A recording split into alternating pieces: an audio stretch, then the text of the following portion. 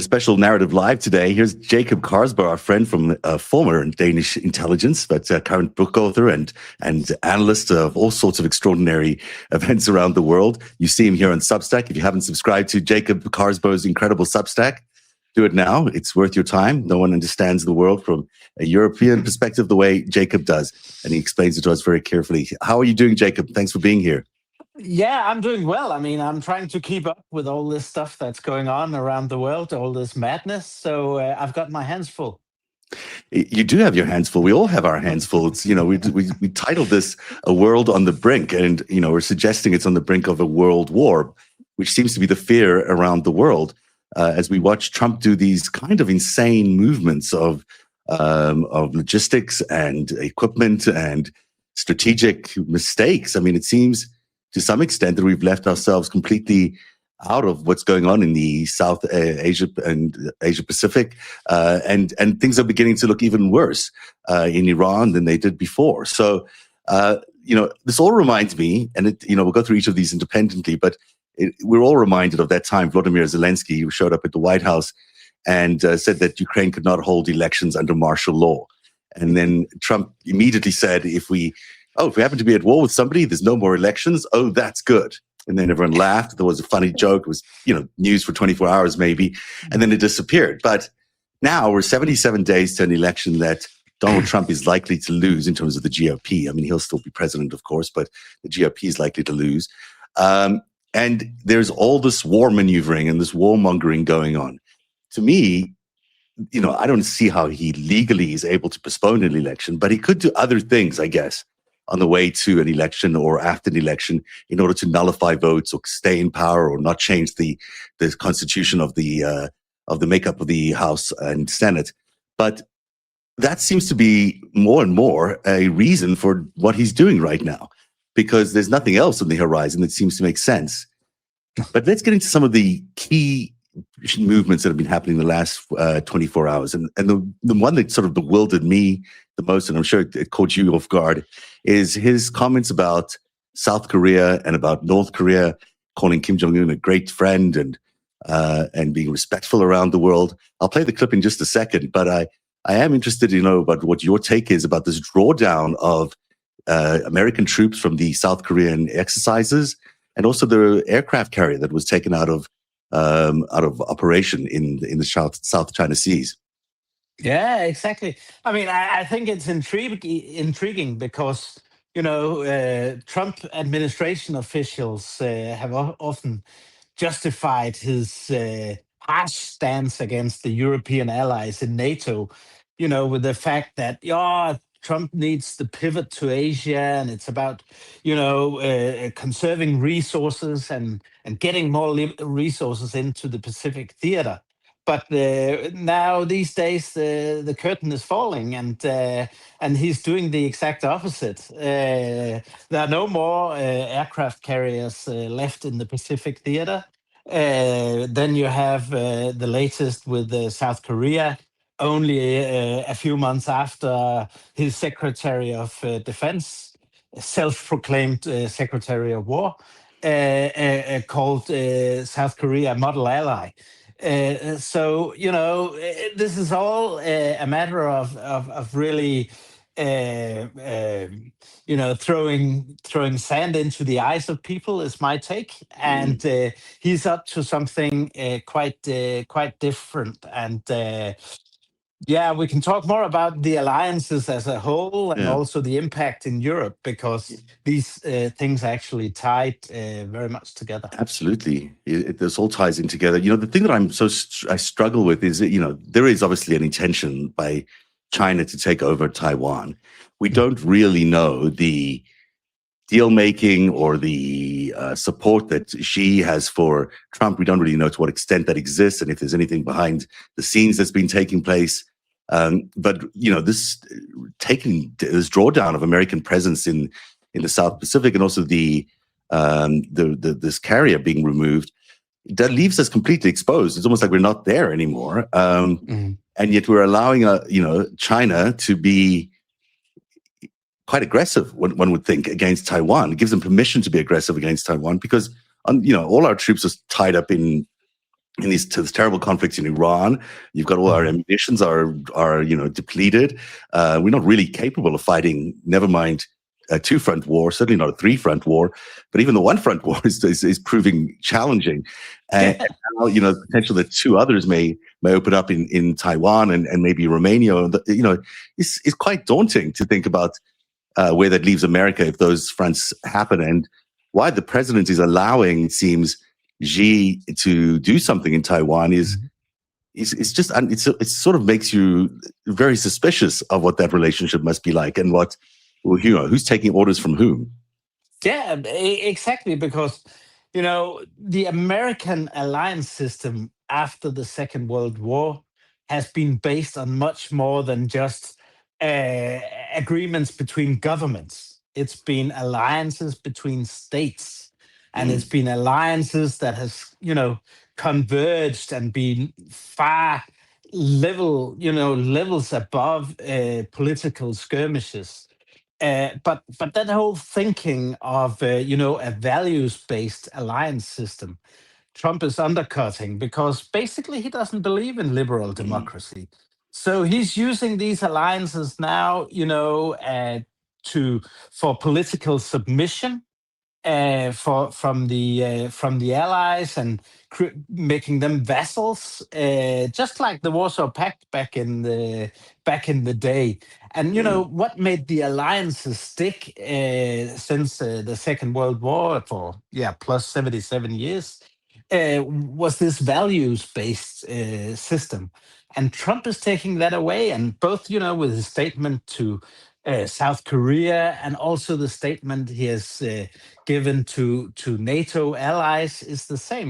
What he's requesting is political submission, and serving his political agenda, and making that's a condition for his support.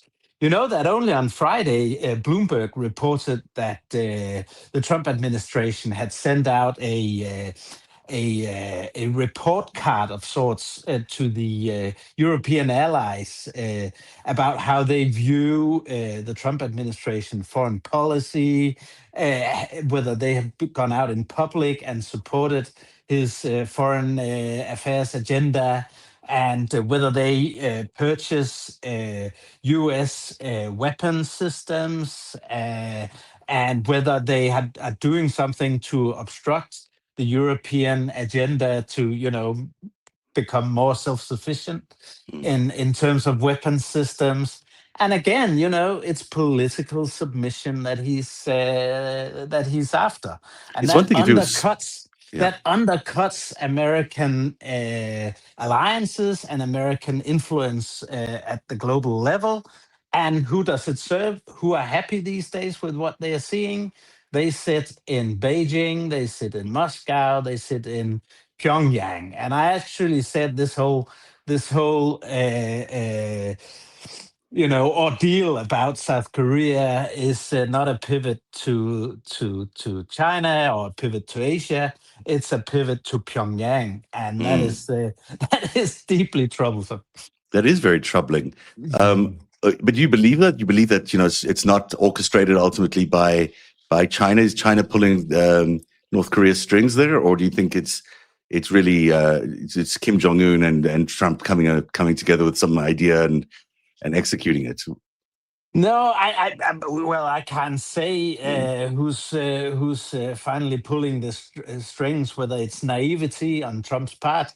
We've often discussed the compromise that mm, Putin obviously holds on Trump, but whether there's more to it that also plays into his approach towards North Korea is impossible to say. That could be definitely, because our viewers here should also be aware that what we are seeing in Europe now is North Korean support for the Russian full-scale invasion of Ukraine, and the assaults there, and on a weekly basis.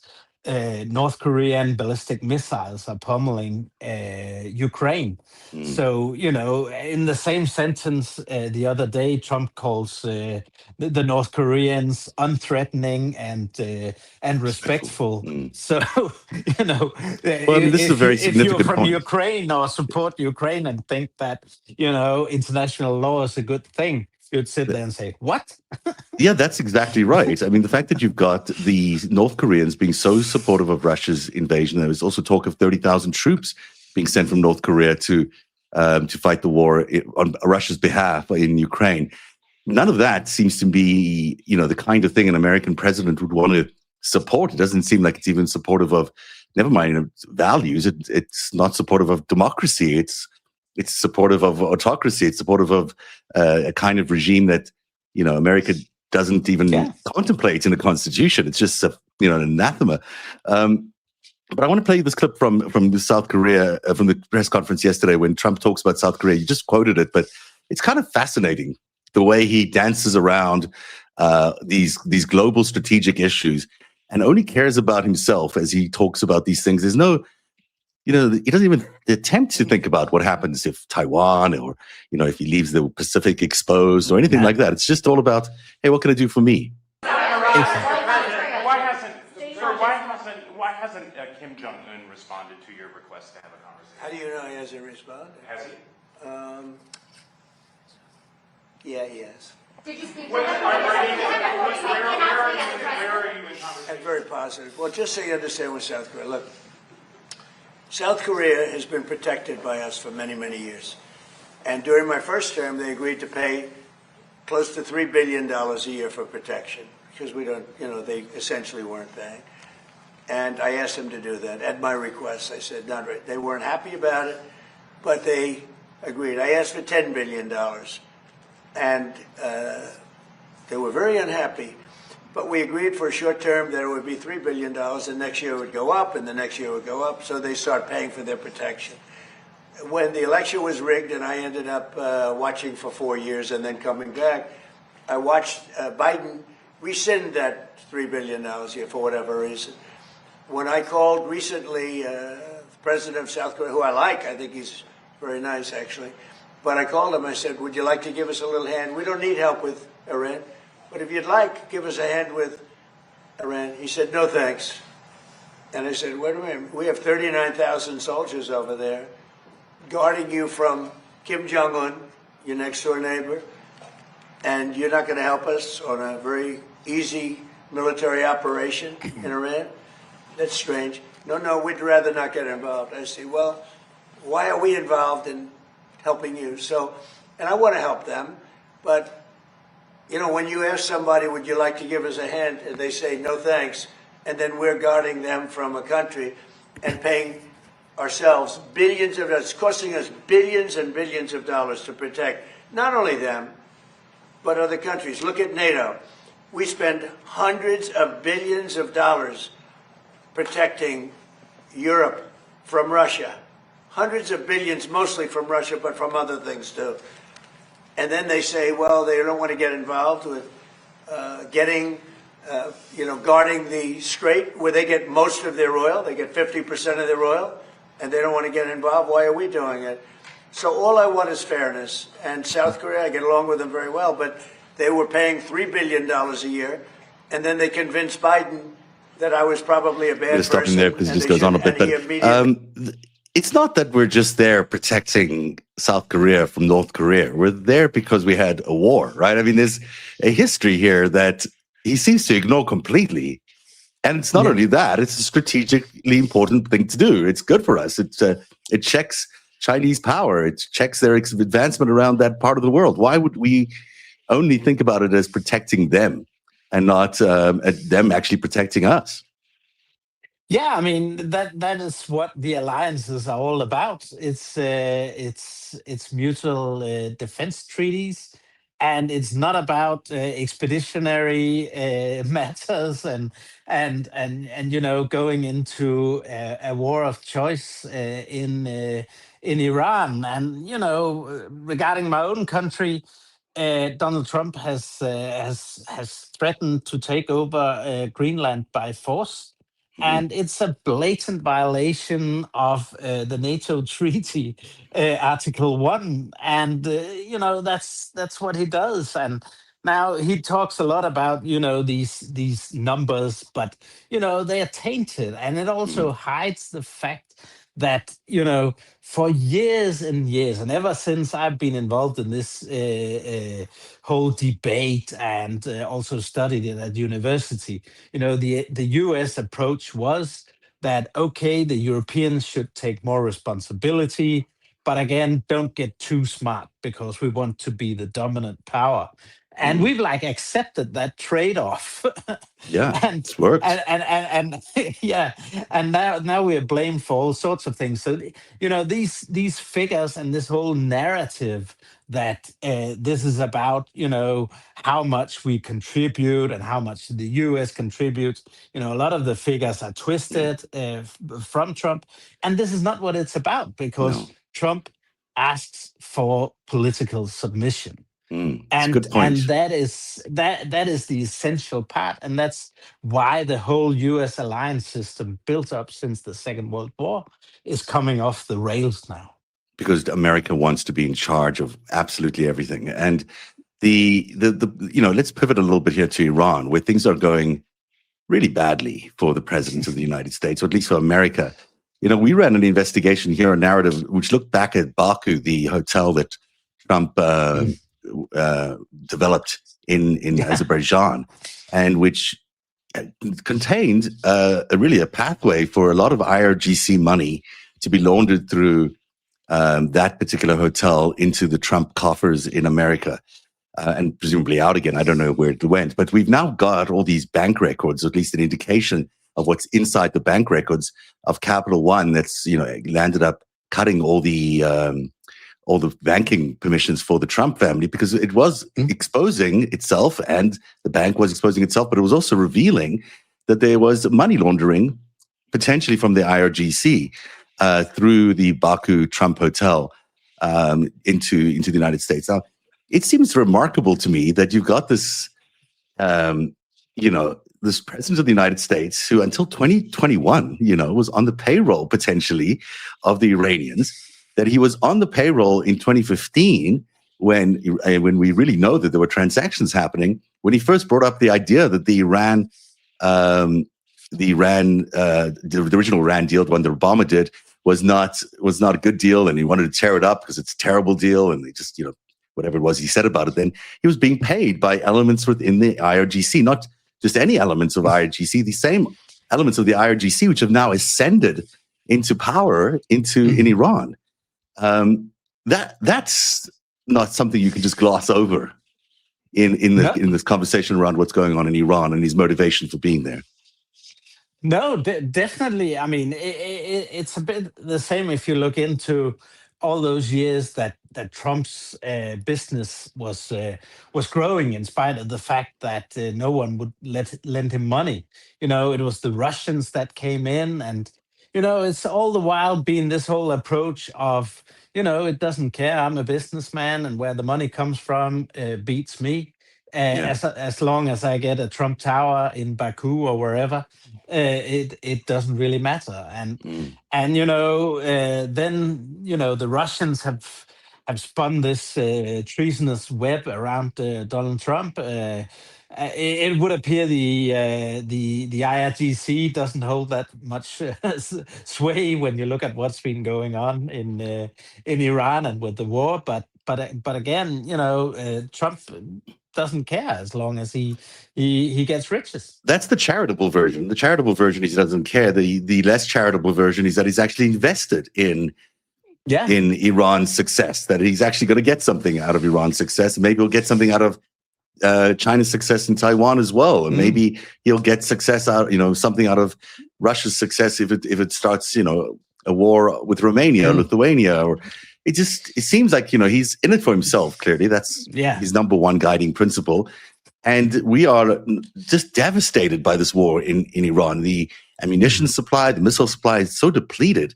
It's hard to imagine how a country like Iran could defeat America unless someone was kind of willingly helping them. Yeah. I mean, clearly, what you saw a couple of weeks back was that the Ukrainians struck a shipment of drones or ballistic missiles between Russia and Iran.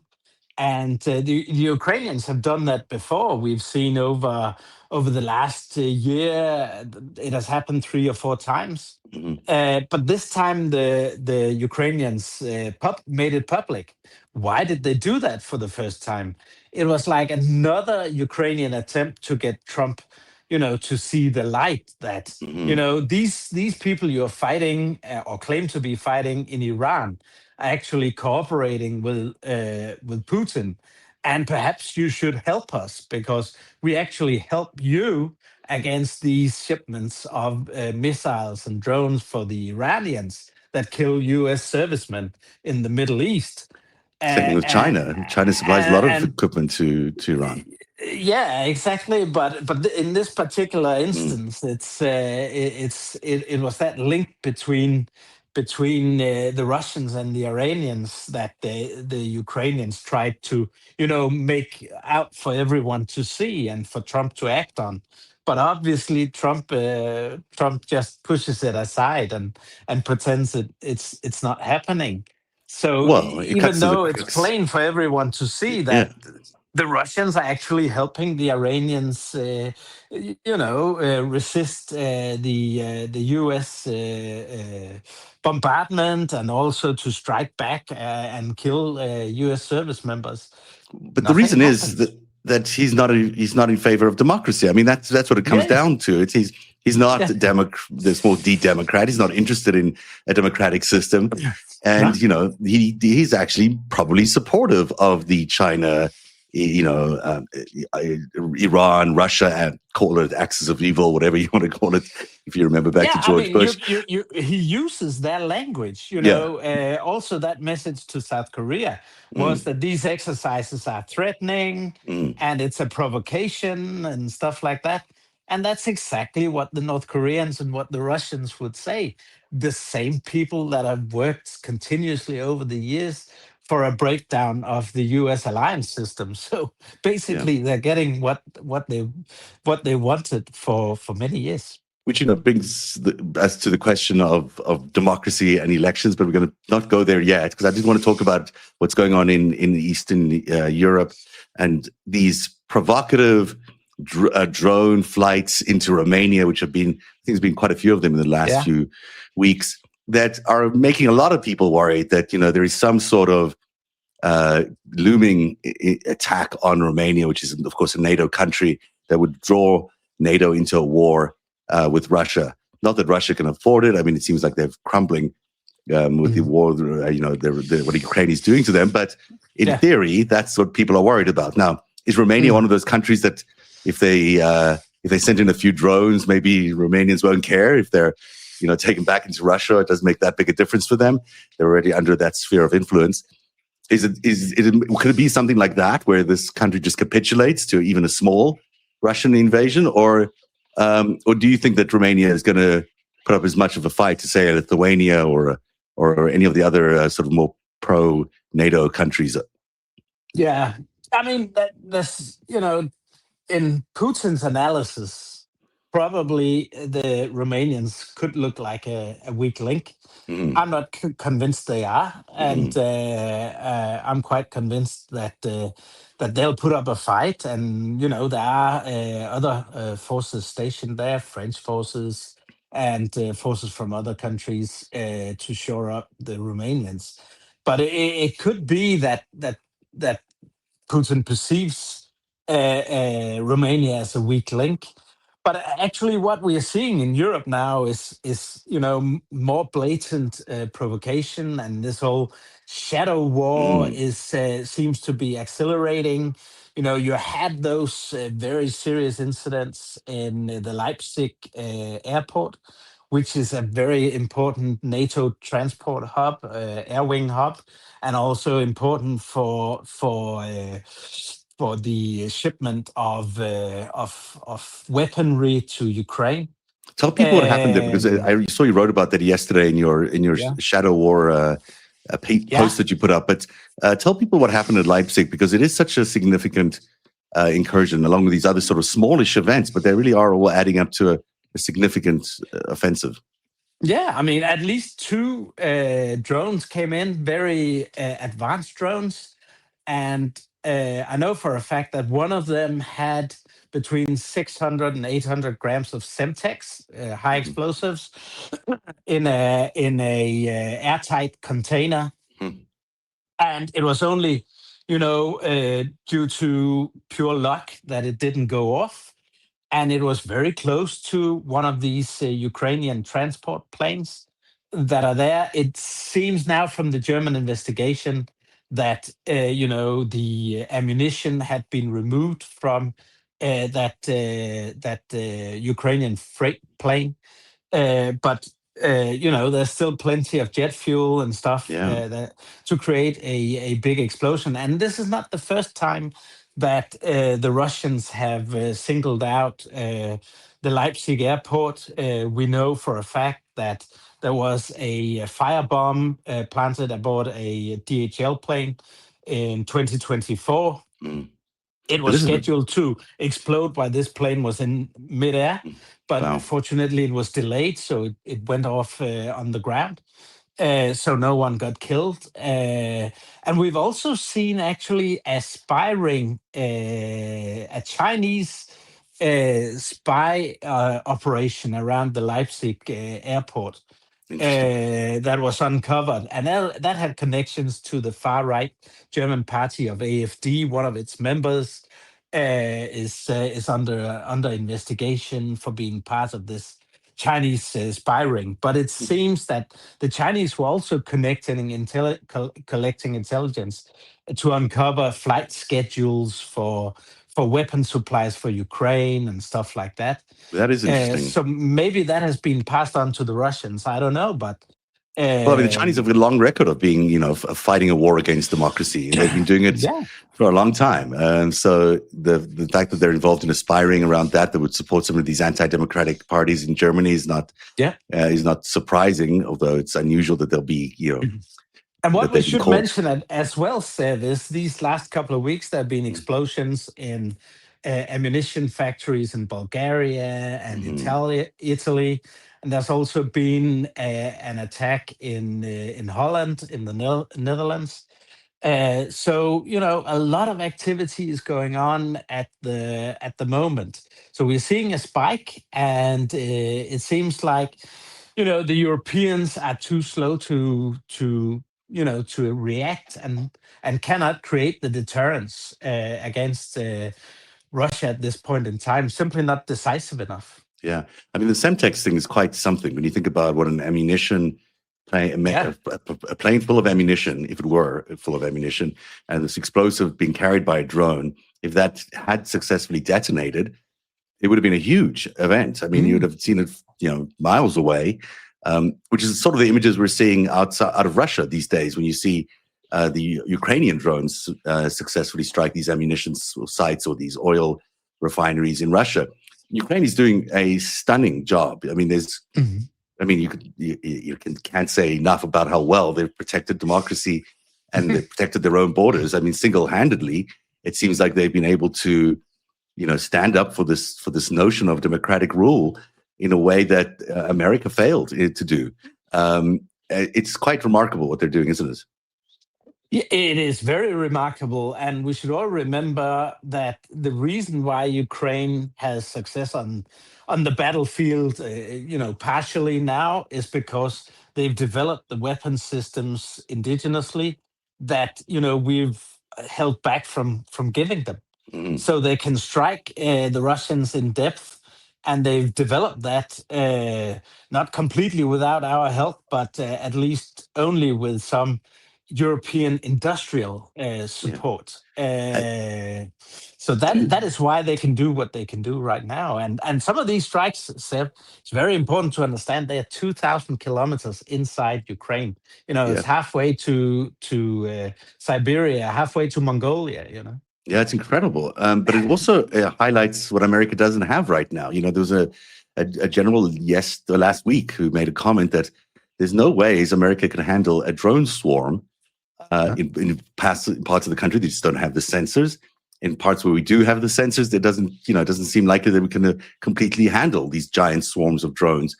That is a remarkable admission by a general, especially in this administration, where they're so tight on what people can say inside the Pentagon. Yeah. But Does it's he also, still have his job? Are you sure? I don't know. He may be fired by now. Yeah. Who knows? I mean, Peter Hegseth is busy campaigning for being president now, so he's too busy probably to notice, which is shocking. It may happen. But, the America is very vulnerable. They've basically given the entire drone sector to Donald and Eric Trump, Don Jr., who are not equipped or capable of any history in developing anything like this. They're going to, supposedly they're going to build a drone infrastructure and a supply chain for the world's biggest superpower, but there's no proof that they can do it. There's nothing there to suggest that they can do what Ukraine did. And the proof that they can't is in the Middle East.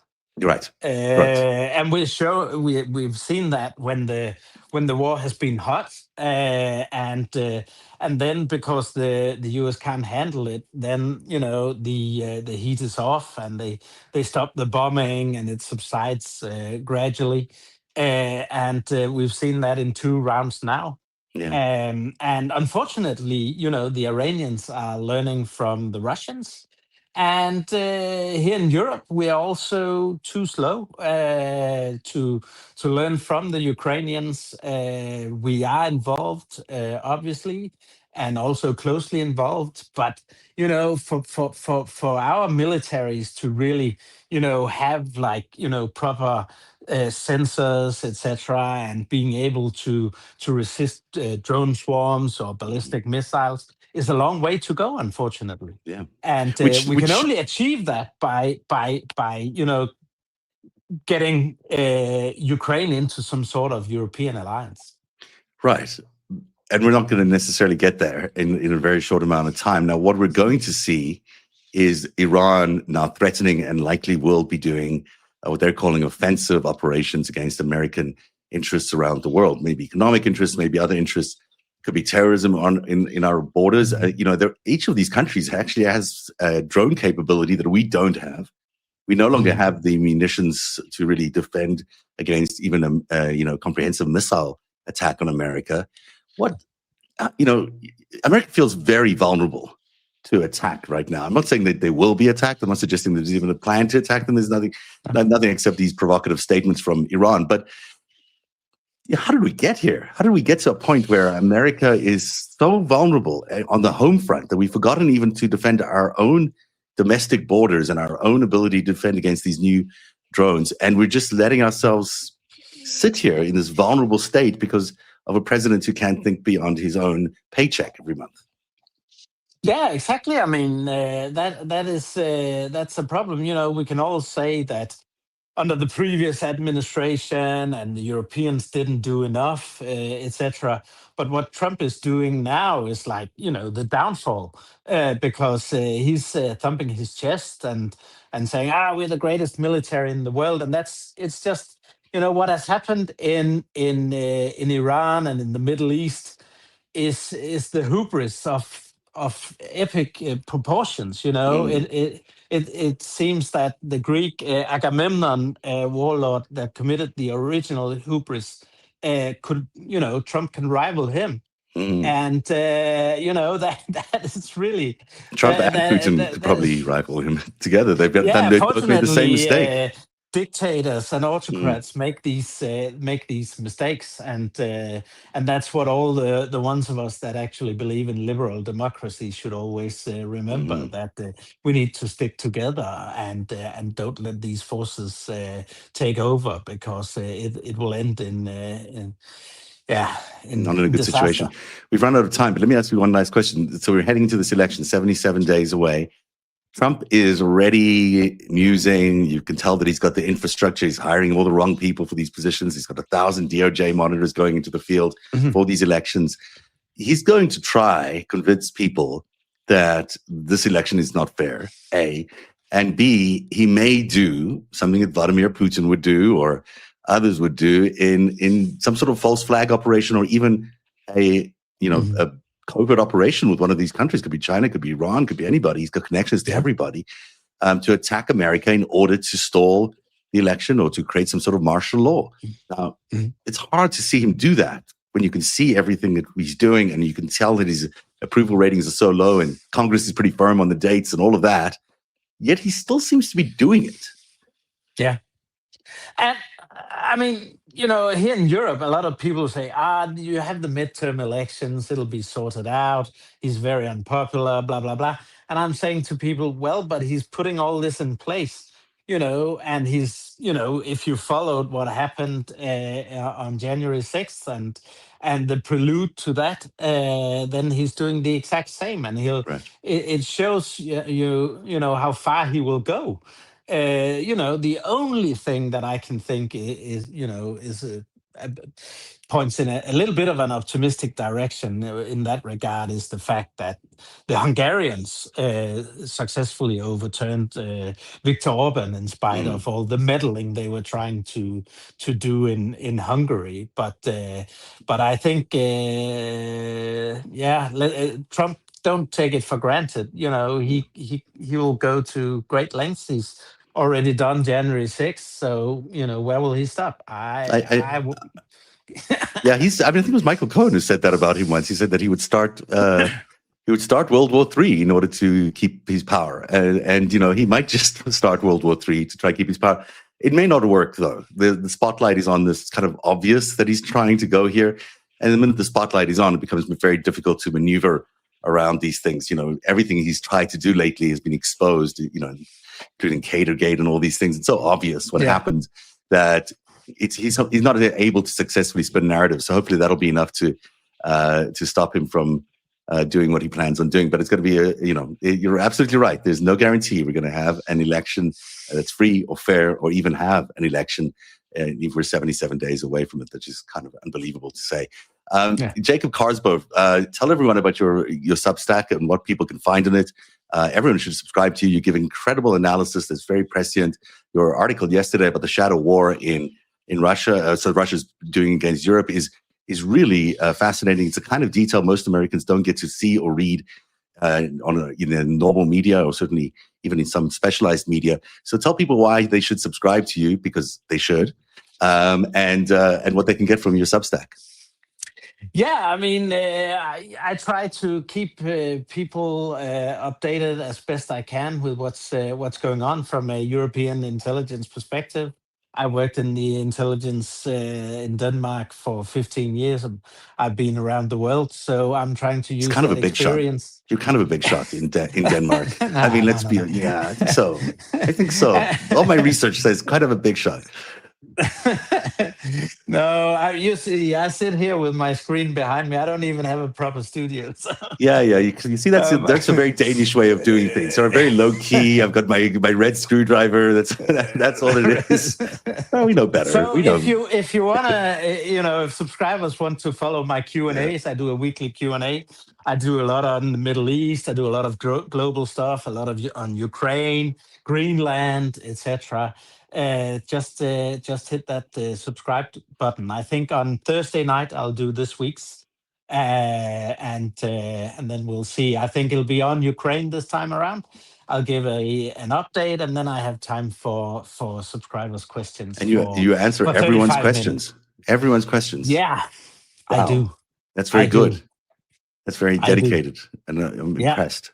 No, I should do the same, but I sometimes don't. I try to. Yeah.